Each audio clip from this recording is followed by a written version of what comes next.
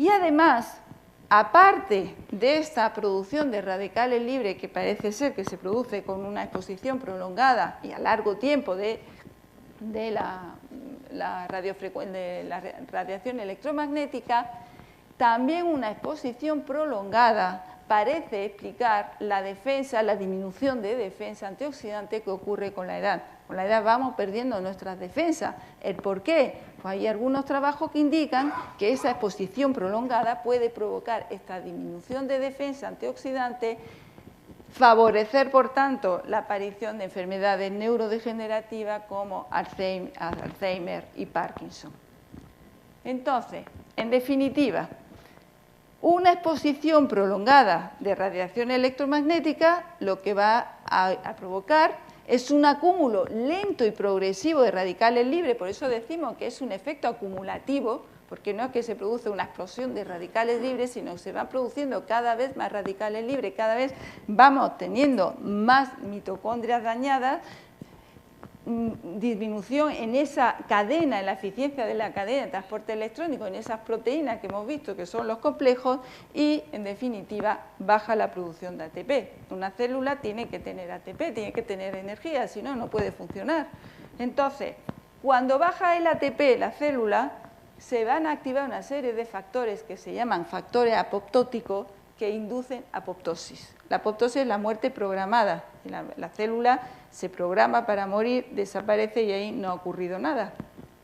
Pero la célula también puede morir por necrosis. ¿Qué quiere decir? Que se rompe.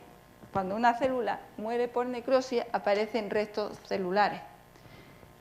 ¿Qué ocurre? Esos restos celulares hay que eliminarlos, es decir, se activa el sistema inmune y se produce una reacción inflamatoria.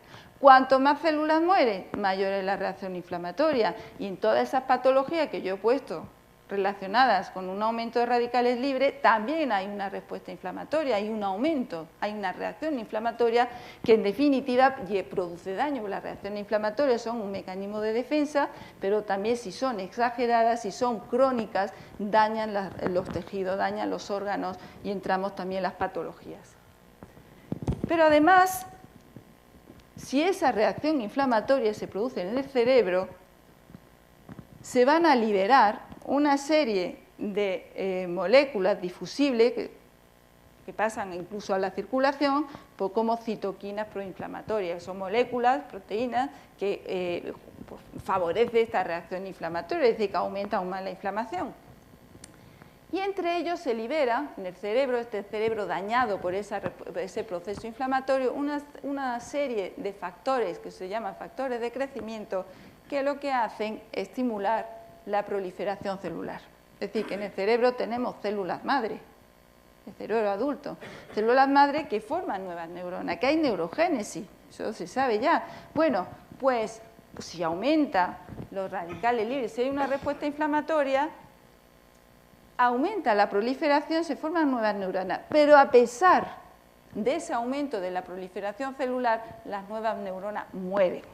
Es decir, que un aumento del proceso inflamatorio no solo inhibe la neurogénesis, sino que va a matar neuronas. ¿Y esto por qué ocurre? Porque es que en una inflamación, en un proceso inflamatorio, se activa la microglía y eso hace que se incremente aún más la liberación de radicales libres de citoquinas proinflamatorias que dañan la mitocondria. Por tanto, el daño mitocondrial hace que mueran neuronas, que se inhiba la neurogénesis. ¿Por qué? Porque la mitocondria hemos dicho que es la diana de todos los procesos inflamatorios.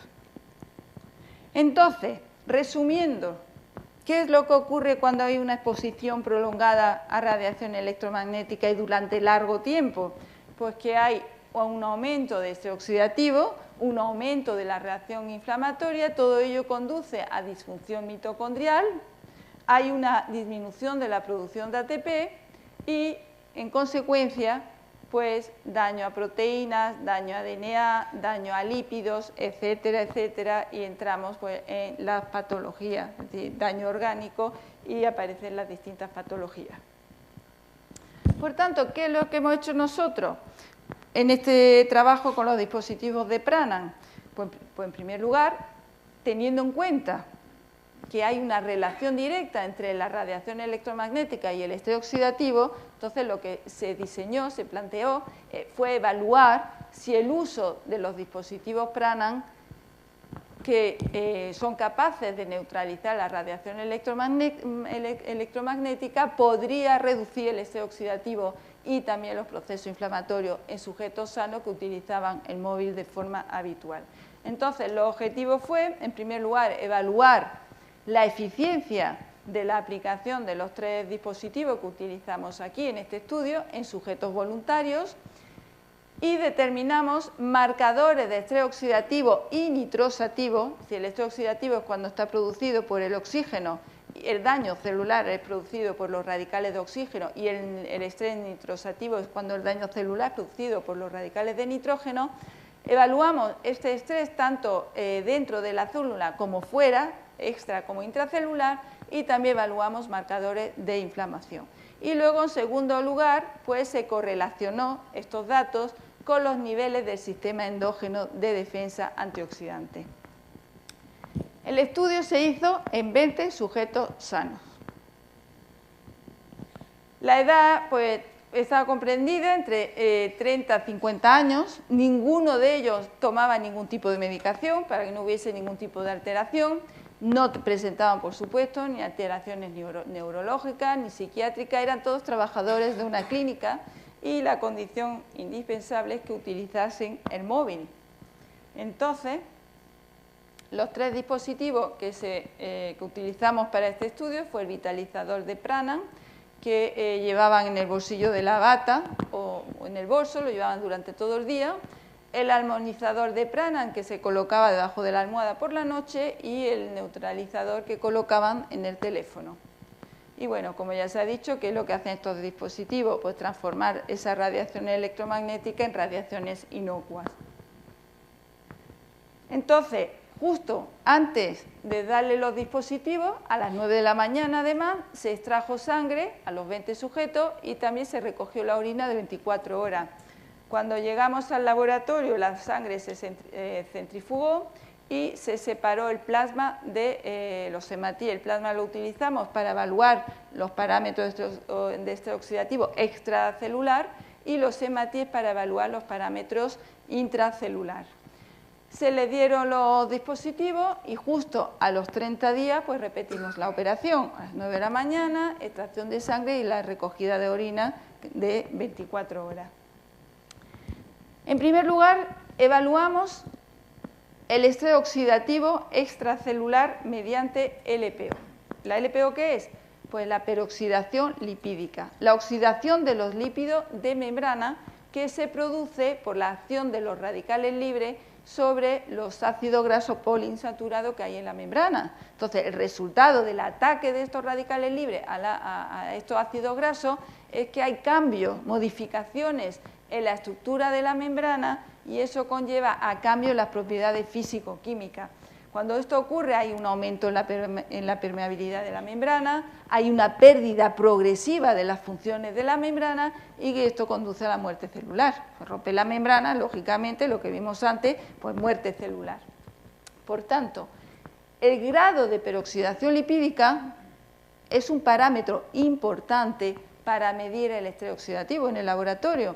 ¿Cómo cuantificamos nosotros el estrés oxidativo? Midiendo unas moléculas en plasma que son malonildialdehído y 4-hidroxialquenal. Estas moléculas son derivadas del ataque de los radicales libres a estos ácidos grasos, es decir, son productos de degradación.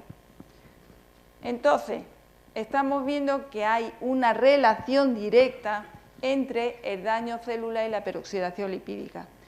Cuando nosotros medimos la LPO antes y a los 30 días de utilizar los dispositivos, en azul es justo el control y en marrón tenemos a los 30 días del uso.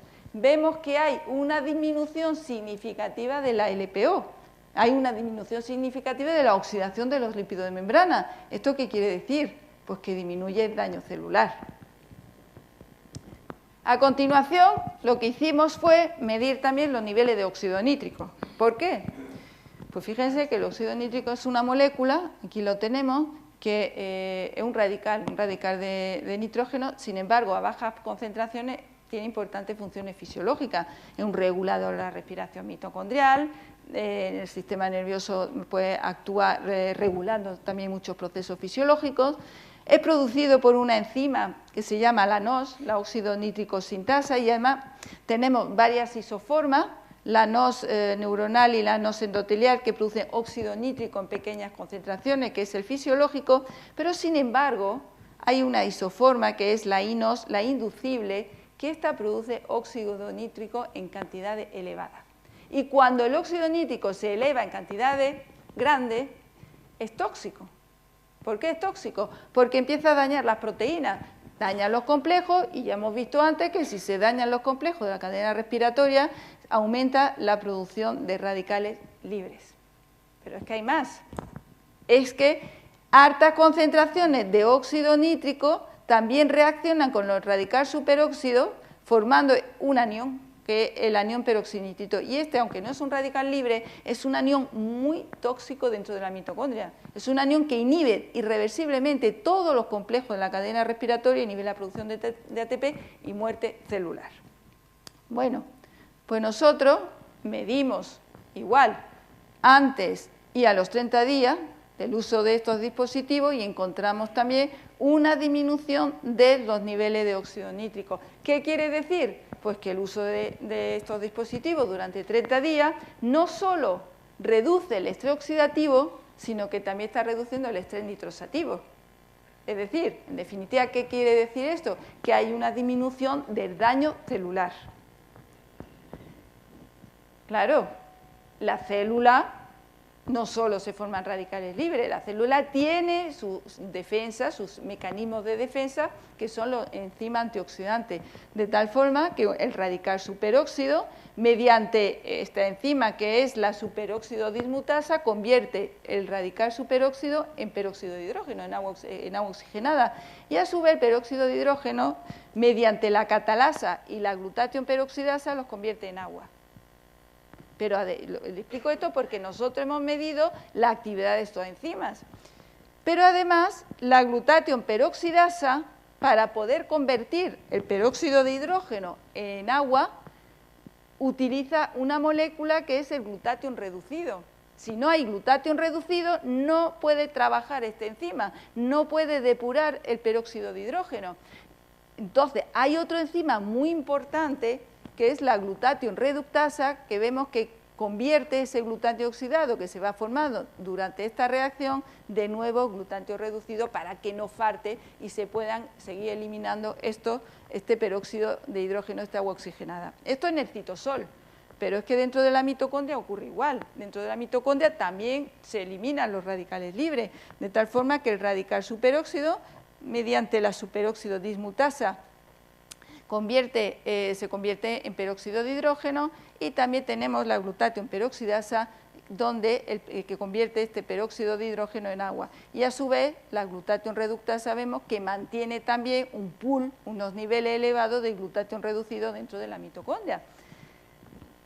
Bueno, nosotros medimos todo esto en célula, en eritrocito. Lógicamente, el eritrocito no tiene mitocondria, pero lo que ocurre en el eritrocito es lo que va a ocurrir en todas las células del organismo. Por eso nosotros medimos estrés oxidativo en eritrocito. No podemos medirlo en célula porque habría que hacer biopsia. Bueno, se puede medir también células blancas. De hecho, nosotros el daño mitocondrial lo medimos en leucocitos y sin problema, mediante una técnica tenemos en el laboratorio, lo validamos. Pero aquí lo que hicimos es el estudio en eritrocitos, que nos refleja efectivamente lo que está ocurriendo en el resto de las células.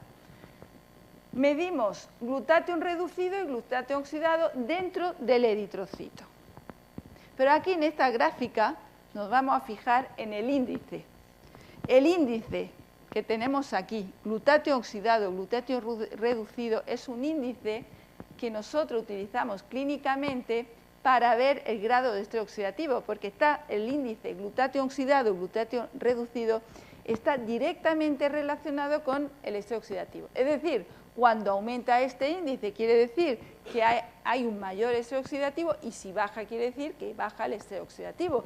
Encontramos que igualmente a los 30 días hay una disminución del índice y por tanto una disminución del exceso oxidativo.